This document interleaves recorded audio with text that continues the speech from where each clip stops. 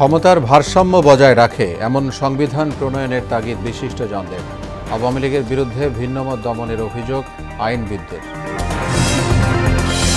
সাগররুনি হত্যার ঘটনা তদন্তে টাস্কফোর্স গঠনের নির্দেশ। এক যুগ তদন্ত ঝুলে থাকা দুঃখজনক বললেন হাইকোর্ট। স্বৈরাচারী হাসিনার পতনে ছাত্র জনতার আন্দোলন এক অনন্য বিপ্লব বললেন প্রধান উপদেষ্টা। সংস্কার শেষে দ্রুত জাতীয় নির্বাচনের প্রতিশ্রুতি। এবং দেশে উদ্বেগজনক হারে বাড়ছে ডেঙ্গু। হাসপাতালে ভর্তি রোগীর 19% শিশু। জ্বর হলেই চিকিৎসকের পরামর্শ নেয়ার তাগিদ।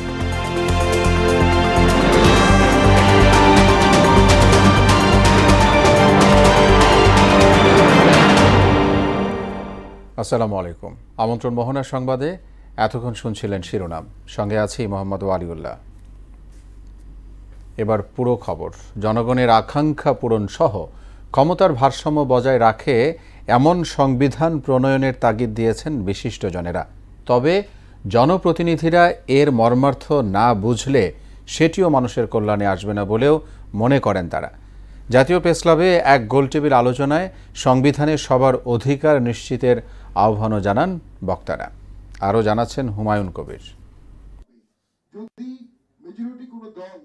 জাতীয় প্রেসক্লাবে বাংলাদেশের সংবিধান সংস্কার বিষয়ক গোলটেবিল বৈঠকের আয়োজন করে Bangladesh centre for governance and development ও DIU। এতে অংশ নেন রাজনীতিবিদ সহ বিশিষ্টজনেরা।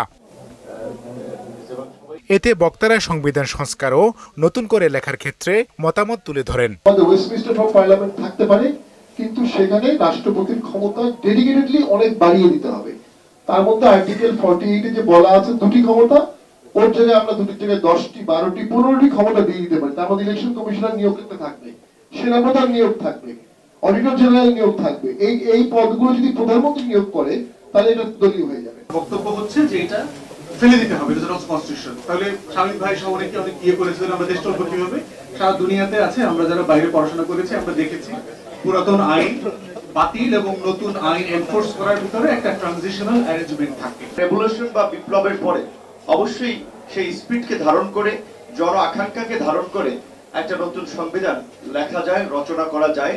এটা অস্বাভাবিক কিছু না। ক্ষমতার ভারসাম্য বজায় রাখে এমন সংবিধান তৈরির তাগিদ দেন বিশিষ্টজনেরা।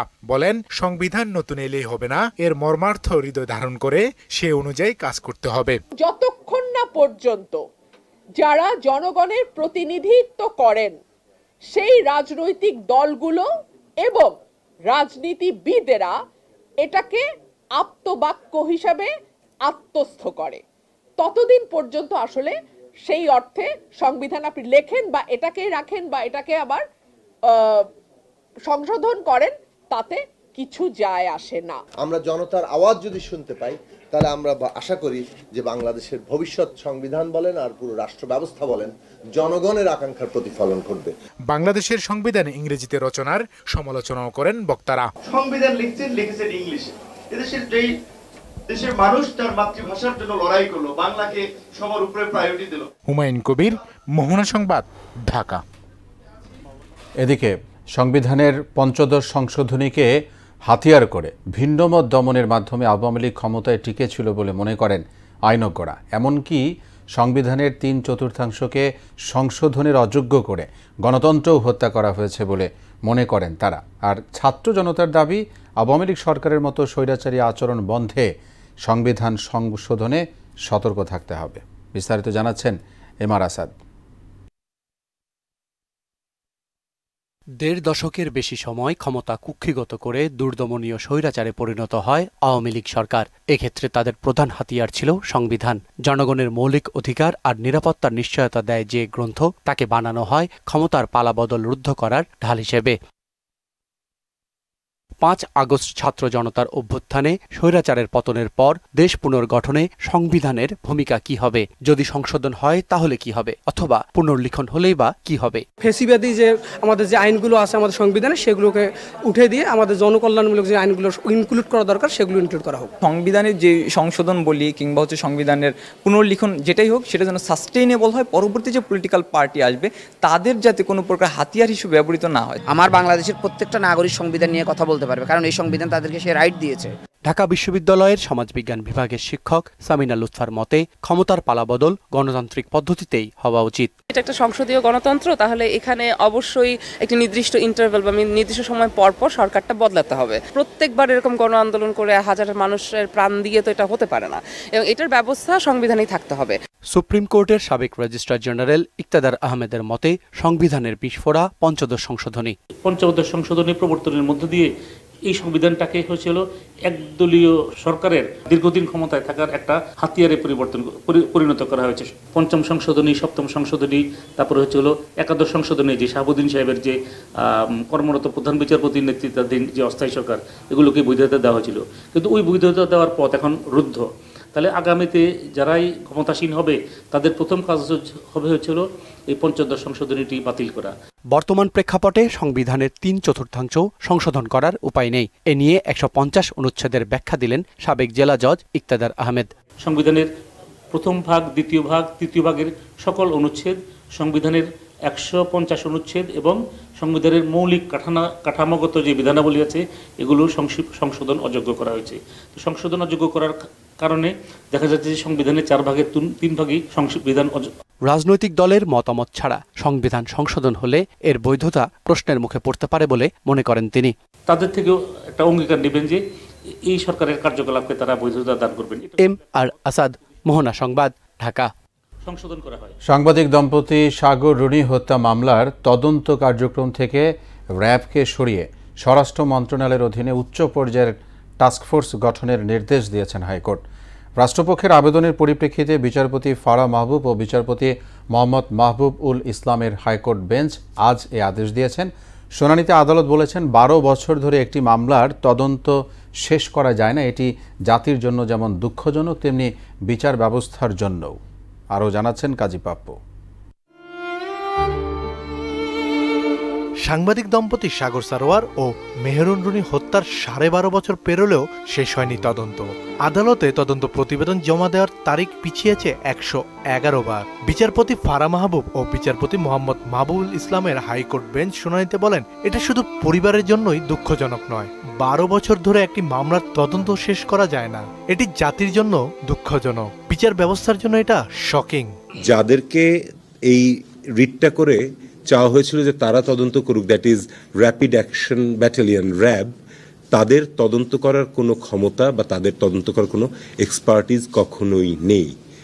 র্যাপিড অ্যাকশন ব্যাটালিয়ন হচ্ছে একটি অপারেশনাল ফোর্স, তারা এনফোর্সমেন্টের কাজ করতে পারে, কিন্তু তারা তদন্তের কাজ করার জন্য মোটেই ইকুইপড ছিল না। বাদীপক্ষের আইনজীবী শিশির মনির জানান, মামলাটির তদন্ত করছিল র্যাব। রাষ্ট্রপক্ষ আবেদনের প্রেক্ষিতে শুনানি শেষে র্যাবের কাছ থেকে তদন্তভার সরানোর নির্দেশ দেন আদালত। র্যাবের কাছ থেকে তদন্ত প্রক্রিয়াটা সরিয়ে স্বরাষ্ট্র মন্ত্রণালয়ের অধীনে উচ্চ পর্যায়ের টাস্কফোর্স গঠন করা হবে এবং সেখানে অভিজ্ঞ তদন্তকারী কর্মকর্তাদের সমন্বয়ে আগামী 6 মাসের মধ্যে তদন্ত সম্পন্ন করে 6 এপ্রিলের মধ্যে উচ্চ আদালতে অর্থাৎ হাইকোর্ট বিভাগে এই তদন্ত রিপোর্ট সাবমিট করতে হবে। র্যাব শুরু থেকেই তদন্তের কিছুই করেননি, তারা প্রথম দিকে আসলে আমাদের প্রেশারাইজ করেছে এবং পরবর্তীতে তারা আসলে মামলা নিয়ে কোনো কাজই করেনি। তো তাদেরকে বাদ দেওয়াটা আলহামদুলিল্লাহ আমরা খুব খুশি হয়েছি। 2012 সালের 11 ফেব্রুয়ারি রাতে রাজধানীর পশ্চিম রাজাবাজারে মাছরাঙ্গা টেলিভিশনের তৎকালীন বার্তা সম্পাদক সাগর সারোয়ার ও এটিএন বাংলার জ্যেষ্ঠ প্রতিবেদক মেহেরুন রুনি নির্মমভাবে খুন হন। পরদিন ভোরে তাদের ক্ষতবিক্ষত মরদেহ উদ্ধার করা হয়। ওই ঘটনার পর তৎকালীন স্বরাষ্ট্রমন্ত্রী সারা খাতুন বলেন, 48 ঘন্টার মধ্যে খুনিদের গ্রেফতার করা হবে। তারপর জল গড়িয়েছে বহুদূর। তদন্তের নামে দীর্ঘ 12.5 বছরেরও বেশি সময় ধরে কেবলই কালক্ষেপণ হয়েছে। কাজী পাপ্পু, মোহনা সংবাদ, ঢাকা। জাতীয় নির্বাচন আয়োজনের জন্য সংস্কার কাজ দ্রুত এগিয়ে নেয়ার প্রতিশ্রুতি দিয়েছেন প্রধান উপদেষ্টা ডক্টর মোহাম্মদ ইউনূস। স্বৈরাচারী শেখ হাসিনা সরকারের পতনের অগ্রনায়ক ছাত্রদের ভূমিকাকে বিপ্লব নামে অভিহিত করেন তিনি। জাপানের একটি গণমাধ্যমে দেয়া সাক্ষাৎকারে এই কথা জানান অন্তর্বর্তী সরকার প্রধান। এম আর আসাদের আরেকটি প্রতিবেদন। জাতিসংঘ সাধারণ পরিষদের অধিবেশনে যোগ দিতে নিউ ইয়র্ক সফরে জাপানের রাষ্ট্রীয় গণমাধ্যমে একটি সাক্ষাৎকার দেন ডক্টর মোহাম্মদ ইউনূস। রবিবার প্রকাশিত প্রতিবেদনে প্রধান উপদেষ্টা আওয়ামী লীগ সরকারের পতনের অগ্রনায়ক ছাত্রদের ভূমিকাকে বিপ্লব নামে অভিহিত করেন। their imagination, their dreams were very elaborately told, explained. We thought their presence and their thoughts would be very important in policy making. We took them. সংস্কার কাজ শেষ করে দ্রুত নির্বাচন দেওয়ার জন্য তার সরকার কাজ করছে বলেও জানান তিনি। Our job is to do it as quickly as possible because we are not here to stay long. Our task is to reform and hold the election. As soon as we are ready for that, we will hold the election. This government has to succeed. বাংলাদেশের অর্থনীতি পুনর্গঠনে জাপানের সহযোগিতা অপরিহার্য বলেও উল্লেখ করেন সাক্ষাৎকারে। Bangladesh is looking forward to receiving support from Japan. MR Asad, মোহনা সংবাদ। বিদেশে বসে শেখ হাসিনা দেশে অস্থিরতা সৃষ্টির পাঁয়তারা করছেন বলে অভিযোগ করেছেন বিএনপির স্থায়ী কমিটির সদস্য সালাউদ্দিন আহমেদ। তবে কোনো ষড়যন্ত্রই এখন জাতিকে বিভক্ত করা যাবে না বলেও জানান তিনি। সকালে জাতীয়তাবাদী উলামা দলের ৪৫তম প্রতিষ্ঠাবার্ষিকী উপলক্ষে দলের প্রতিষ্ঠাতা প্রয়াত রাষ্ট্রপতি জিয়াউর রহমানের সমাধিতে শ্রদ্ধা নিবেদন শেষে এসব কথা বলেন সালাউদ্দিন।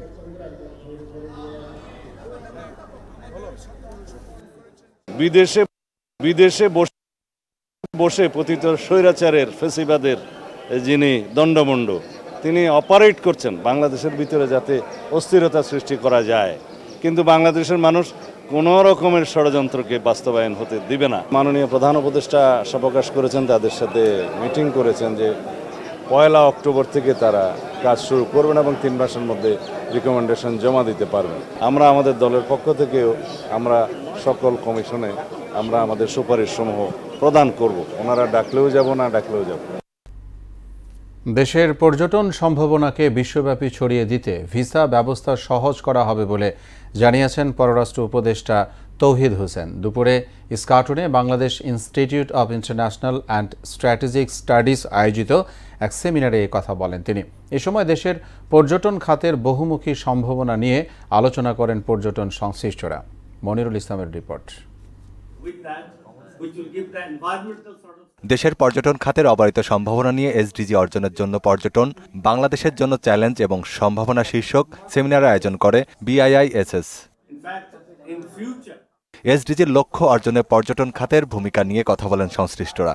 বলেন বিশ্বের কাছে বাংলাদেশকে ইতিবাচকভাবে তুলে ধরতে পর্যটন খাতকে ঢেলে সাজাতে হবে। ট্যুরিজমে যা করতে হবে এখন করতে হবে, 1 বছরের রেজাল্ট কি। ট্যুরিজমকে বলা হয় স্টার্ট উইথ নো বিগিনিং, এটাই ট্যুরিজমের সারা পৃথিবীর তত্ত্ব।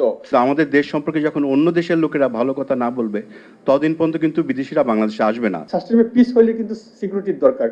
আপনার সিকিউরিটি না হলে কিন্তু কোনো টুরিস্ট কিন্তু কোনো ডেস্টিনেশন যাবে না। পররাষ্ট্র উপদেষ্টা তৌহিদ হোসেন বলেন, আধুনিক নীতি প্রয়োগের মাধ্যমে দেশের অর্থনীতিতে যথেষ্ট অবদান রাখতে পারে পর্যটন শিল্প। The country also has the opportunity to develop sustainable tourism using its scenic beauty and archaeological heritage. This is easily online, paying the fee even, there is no problem. But of course, if we can waive visa fee altogether, that is even better for tourism. বিশাল এ সম্ভাবনাকে কাজে লাগাতে বিদেশি পর্যটকদের জন্য visa সহজ করার কথাও বলেন পররাষ্ট্র উপদেষ্টা। By focusing on these areas, tourism can play a pivotal role in advancing Bangladesh's progress towards the SDGs, ensuring economic prosperity, social inclusion and environmental sustainability. বিভিন্ন মন্ত্রণালয়ের পদস্থ কর্মকর্তা সহ কূটনীতিক মিশন, গণমাধ্যম, গবেষক ও আন্তর্জাতিক বিভিন্ন সংস্থার প্রতিনিধিরা এতে অংশ নেন। মনিরুল ইসলাম, মোহনা সংবাদ, ঢাকা। দেশের উন্নতি হলেও শ্রমজীবীরা এখনও অধিকার বঞ্চিত বলে মনে করেন শ্বেতপত্র প্রণয়ন কমিটির প্রধান ডক্টর দেবপ্রিয় ভট্টাচার্য। তারা ন্যায্য মজুরি পাচ্ছে না জানিয়ে দেবপ্রিয় বলেন, অর্থনৈতিক উন্নয়ন নিশ্চিতে শ্রমিকদের ব্যবস্থার বিষয়টিকে, স্বাস্থ্য রক্ষার বিষয়টিকেও গুরুত্ব দিতে হবে। নাসিমুল বাড়ি সৌরভের রিপোর্ট। নাজুক অর্থনীতির গতি ফেরাতে কাজ শুরু করেছে শ্বেতপত্র প্রণয়ন কমিটি, যাদের মূল লক্ষ্য দুর্নীতিবাজদের ধরিয়ে দেওয়া নয়, বরং বিদ্যমান অর্থনীতিতে কি ধরনের অসঙ্গতি রয়েছে সেসব তুলে ধরা। শ্রমিক সংগঠনের সাথে বৈঠকের পর শ্বেতপত্র প্রণয়ন কমিটির প্রধান ডক্টর দেবপ্রিয় ভট্টাচার্য জানান, বাংলাদেশে আজ অবধি ন্যায্য অধিকার পায়নি শ্রমিকরা। কারণ হিসেবে বলেন, তাদের মজুরি যথোপযুক্ত নয়। সাম্প্রতিক অতীতে দেশের যেটুকু উন্নতি হয়েছে, সেই উন্নতিতে বাংলাদেশের শ্রমজীবী জনগণ তাদের ন্যায্য হিস্সা পায় নাই। সেই ন্যায্য হিস্সা না পাওয়ার কারণগুলো চিহ্নিত করতে গিয়ে ওনারা বলেছেন যে বাংলাদেশের শ্রমিকদের যেই আপনার মজুরি, সেই মজুরি যথোপযুক্ত না। আলোচনায় শ্রমিকদের স্বাস্থ্য রক্ষার বিষয়টিও তুলে ধরা হয়। শ্রমিকদের স্বার্থ রক্ষা করার জন্য যে সমস্ত সামাজিক সুরক্ষা রাখার কথা, বাসস্থান সহ অন্যান্য মাতৃত্বকালীন ছুটি ইত্যাদি, সেগুলো যথেষ্ট না। বাংলাদেশের সঙ্গে আন্তর্জাতিক শ্রম আইনের সামঞ্জস্য না থাকায় শ্রম অধিকার লঙ্ঘন হচ্ছে বলেও জানান ডক্টর দেবপ্রিয়। আন্তর্জাতিক আইনের সাথে সামঞ্জস্য বিধান করে বাংলাদেশের শ্রম আইনকে সঠিক না করার কারণে অনেক সময় শ্রমিকদের অধিকার লঙ্ঘিত হচ্ছে। নাসিমুল বারী, সৌরভ, মোহনা সংবাদ। অর্থাৎ কেন বাংলাদেশে হাসপাতালে আশঙ্কাজনক হারে বাড়ছে ডেঙ্গু রোগীর সংখ্যা। আক্রান্তের মধ্যে শিশুদের শারীরিক জটিলতা অনেক ক্ষেত্রেই বেশি, যা প্রাণহানির ঝুঁকি তৈরি করছে। এ অবস্থায় জ্বর এলেই 24 ঘন্টার মধ্যে ডাক্তারের শরণাপন্ন হওয়ার পরামর্শ দিয়েছেন চিকিৎসকরা। একই সঙ্গে শিশুদের বাড়তি যত্ন নিতে অভিভাবকদেরও তাগিদ দিয়েছেন তারা। উষা ফেরদৌসের প্রতিবেদন। শিশু ওরহান 5 মাস বয়সেই ডেঙ্গু আক্রান্ত হয়ে হাসপাতালের সাদা বিছানায়। তার উদাস চাহনিতে যেন কষ্টের বহিঃপ্রকাশ। একই অবস্থা 11 মাস বয়সী শিশু রফিকুলের। ক্লান্ত শরীর মন নিয়ে হাসপাতালে ভর্তি হয়েছেন 3 বছর বয়সী শিশু ফাহিদ। স্বাস্থ্য অধিদপ্তরের তথ্য বলছে, হাসপাতালে ভর্তি ডেঙ্গু আক্রান্ত রোগীদের মধ্যে 19% শিশু। হঠাৎ করে 3টা বাজে জ্বর আসছে, জ্বর আসার পর থেকে বমি, তারপর রক্ত পরীক্ষা করছি, রক্ত পরীক্ষার পরেও ডেঙ্গু ধরা পড়ছে। ওর জ্বর হচ্ছে প্রথম জ্বর হইয়া খিচুনি উঠে গেছে, 103 ডিগ্রি জ্বর। 2 দিনের জ্বরে কেসিনি হয়ে গেছিল, কেসিনিতে যে ডেঙ্গু ধরা পড়ছে। প্রথম থেকে ভালো ছিল, একটু ছিল ডেঙ্গু পাইছে, তাই এখানে ভর্তি হয়েছি। আগস্টে 45 জন ডেঙ্গু নিয়ে শিশু হাসপাতালে ভর্তি হলেও সেপ্টেম্বরে 121 জন শিশু ভর্তি হয়েছে। নতুন সব উপসর্গ নিয়ে জটিলতা বাড়ছে বলেও জানালেন এই চিকিৎসক। আমরা ডেঙ্গু পেশেন্ট হিসেবে আমরা ফিল করি যে একটা ডেঙ্গু পেশেন্টের অনেক জ্বর হবে, একটা ডেঙ্গু পেশেন্টের হয়তো চোখের পিছনে ব্যথা, যে উপসর্গগুলো আগে বলা হয়েছে সবার সামনে, হাড় ভাঙা জ্বর বলে যেটাকে, মানে ব্রেক বোন ফিভার বলে এটাকে। হ্যাঁ, এত বেশি ব্যথা হয় শরীর এবং হাড়ের চারপাশ, এবং চোখের পিছনে অসম্ভব পেইন হয়, চোখ নাড়লে ব্যথা করে। এই ধরনের সিমটম আছে, বাট এছাড়াও কিন্তু ডেঙ্গু আক্রান্ত হয়ে আসছে আমাদের কাছে, আমরা সিম্পল হিসেবে নিচ্ছি, কিন্তু হঠাৎ করে দেখা যায় সিম্পল পেশেন্টটা খারাপ হয়ে যাচ্ছে। অক্টোবর মাসে ডেঙ্গু পরিস্থিতি আরো খারাপ হতে পারে, এজন্য অভিভাবকদের সচেতন হওয়ার পরামর্শ দিলেন তিনি। গার্জিয়ানদের বলবো যে মসকিটো নেট যে ইয়াটা আছে, ওই জালনায় যে নেট আছে, মসকিটো নেট লাগানোর জন্য আমরা পরামর্শ দিই। সন্ধ্যার আগে আগে বাইরে এমন কিছু করা উচিত, যেমন কয়েল টয়েল বাইরে জ্বালা রাখা উচিত দরজার আশেপাশে, যাতে মশা না ঢুকতে পারে। বেশি মশা নিধক ইউজ করেন, বাচ্চাদের কিন্তু শারীরিক এর জন্য এটা ক্ষতিকর। বয়স্ক রোগীদের পাশাপাশি হাসপাতালগুলোতে শিশু রোগীর সংখ্যাও তুলনামূলক বাড়ছে।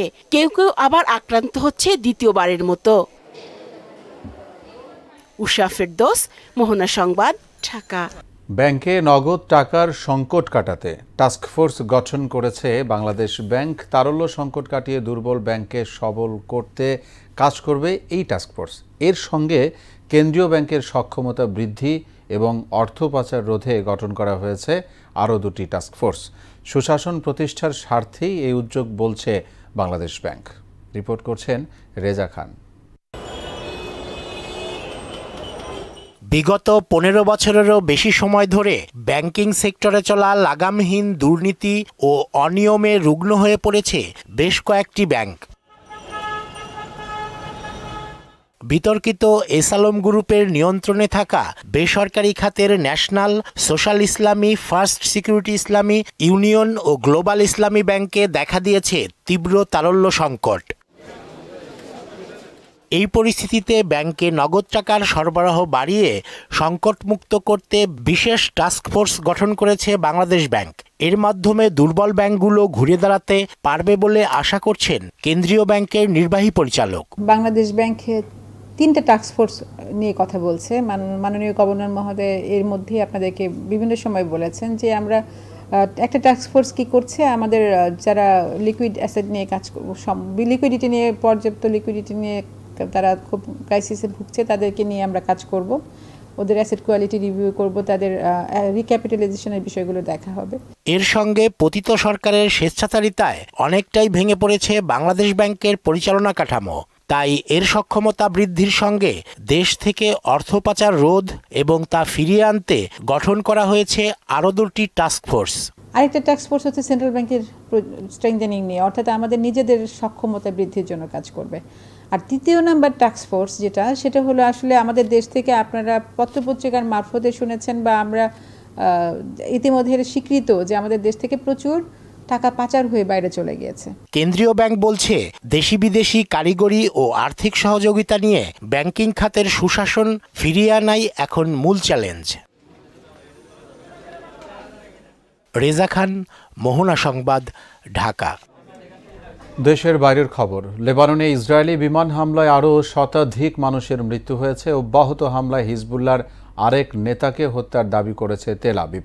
এরই মধ্যে দেশটিতে 17 লাখ মানুষ বাস্তুচ্যুত হয়েছেন বলে জানিয়েছে প্রধানমন্ত্রী নাজিব মিকাতি।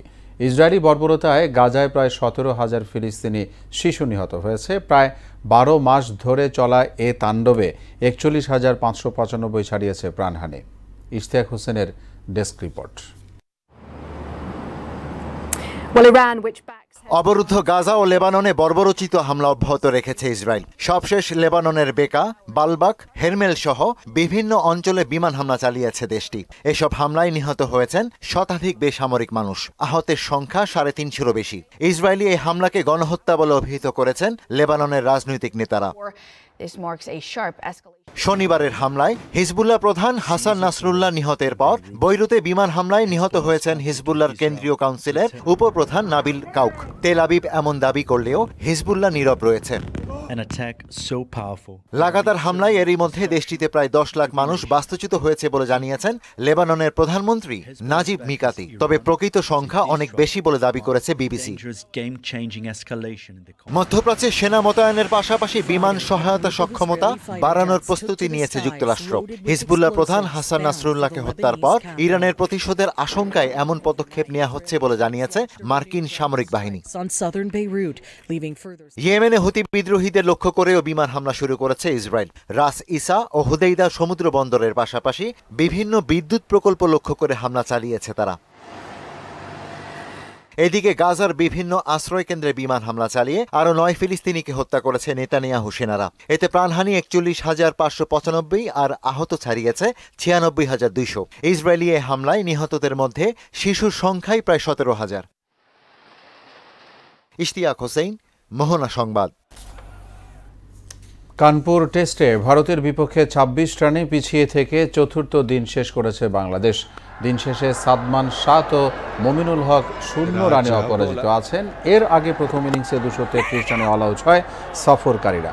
জবাবে খেলতে নেমে বিধ্বংসী ব্যাটিং শুরু করেন ভারতের 2 ওপেনার যশস্বী জয়সওয়াল ও রোহিত শর্মা।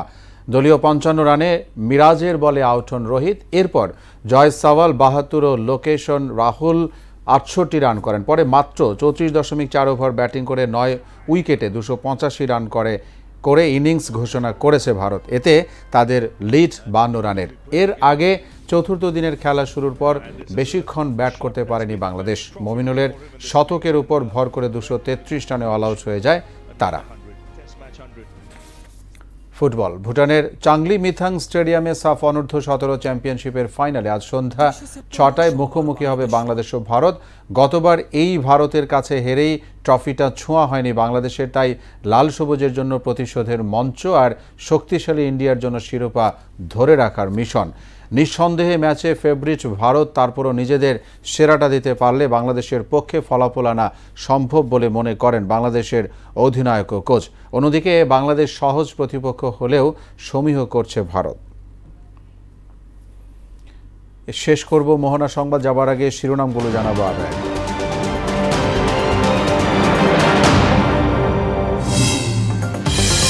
ক্ষমতার ভারসাম্য বজায় রাখে এমন সংবিধান প্রণয়নের তাগিদ বিশিষ্টজনদের। আওয়ামী লীগের বিরুদ্ধে ভিন্নমত দমনের অভিযোগ আইনবিদদের।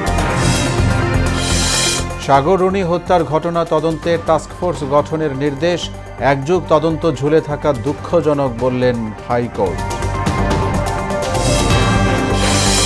স্বৈরাচারী হাসিনার পতনে ছাত্র জনতার আন্দোলন এক অনন্য বিপ্লব বললেন প্রধান উপদেষ্টা।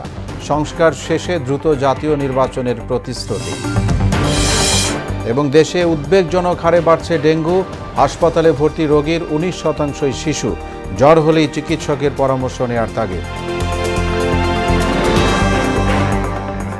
সবাইকে আবারও শুভেচ্ছা। পরবর্তী সংবাদ রাত 9টায় দেখার আমন্ত্রণ রইল। এছাড়া মোহনার সবশেষ খবর জানতে ভিজিট করুন www.mohana.tv। সংবাদ দেখতে পারেন ফেসবুক ও ইউটিউবেও। এতক্ষণ সঙ্গে থাকায় ধন্যবাদ সবাই।